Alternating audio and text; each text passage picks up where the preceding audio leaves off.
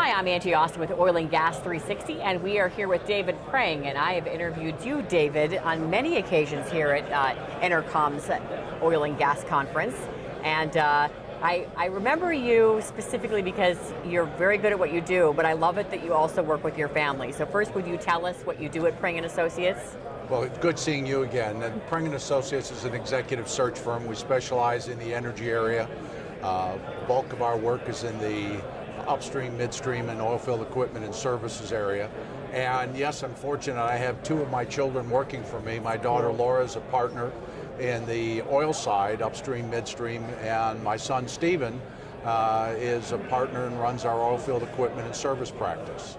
So obviously you've loved what you've done and they've seen that, wanted to follow you in this line of work. It is. In fact, when my son Stephen graduated UT, I said, "What are you going to do?" And he said, "Dad, I want to join the firm." And is there anything else? That's great. All right, so let's talk a little bit about trends because we're seeing something good happening. Oh, we're really seeing a pickup. It's looking for special talent, but there's been the turnarounds in the companies. I think companies are having more capital discipline. Boards are looking for leaders. We are currently concluding two searches for chief executive officers. We just finished a senior vice president of operations. We've got one or two CFO searches going on, one in the OFS side and others. My son Stephen today is talking to an oilfield equipment and service board about a replacement of their CEO. So we're seeing kind of the sea change going on, as well as boards looking for high grading.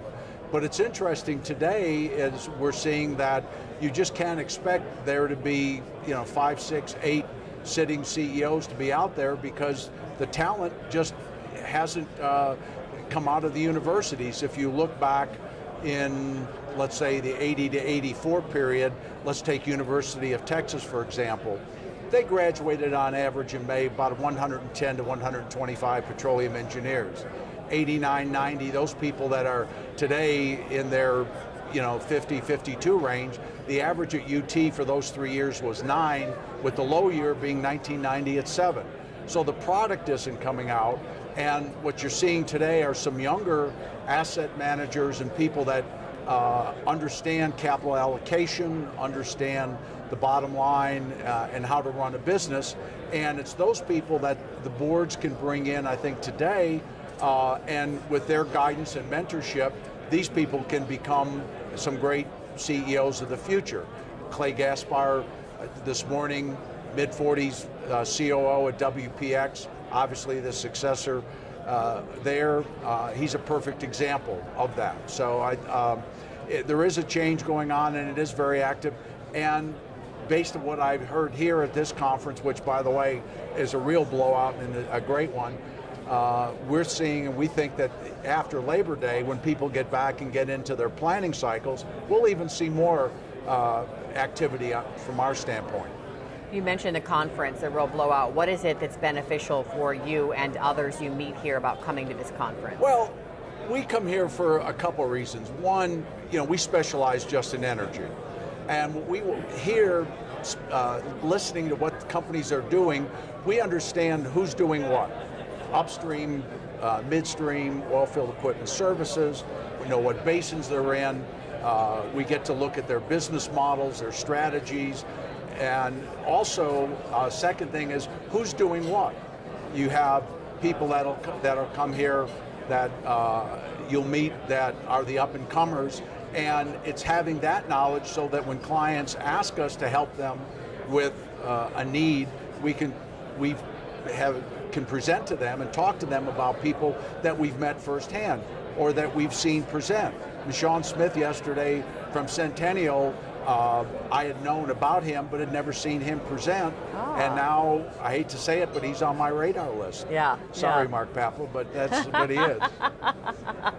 I love that. Not that I could ever get him away from Mark, but it's things like that's just an example of the benefits from us, and we can bring this knowledge to companies so that when we understand, when they ask us to do something, we understand what they want, what they need, and when we bring someone to them, it's the capabilities, but it's also the fit, the cultural fit, the fit of the business model, the strategy that makes it successful. Yeah, because I've interviewed you in the years when there was a downturn and you were still quite busy. You still had a job to be done. You have really quite an influence on the oil and gas industry because you're the one that's helping, in many cases, to place the big guy or gal on campus. Well, you know, the decision maker. Yeah, a little bit. Sometimes we can be like the canary in the coal mine. How active are you? In downtimes, boards look at replacing the CEOs and the CFOs. In the uptimes, there's growth, there's new companies being created, whether it be by private equity, and they need people, so they're using us, or for growth opportunities, people are expanding into new areas. So if it's going down, we may not be as active, but the searches tend to be a little bit bigger. So the revenue stream is there, but in what we're seeing today and what we think we'll see for the balance of the year and next year, these are good times for the energy industry. Well, thank you, David. Always a pleasure to interview you, especially on an up year. Well, thank you. Great seeing you again, and congratulations to EnerCom for the conference. Thank you. I'm Angie Austin for Oil and Gas 360.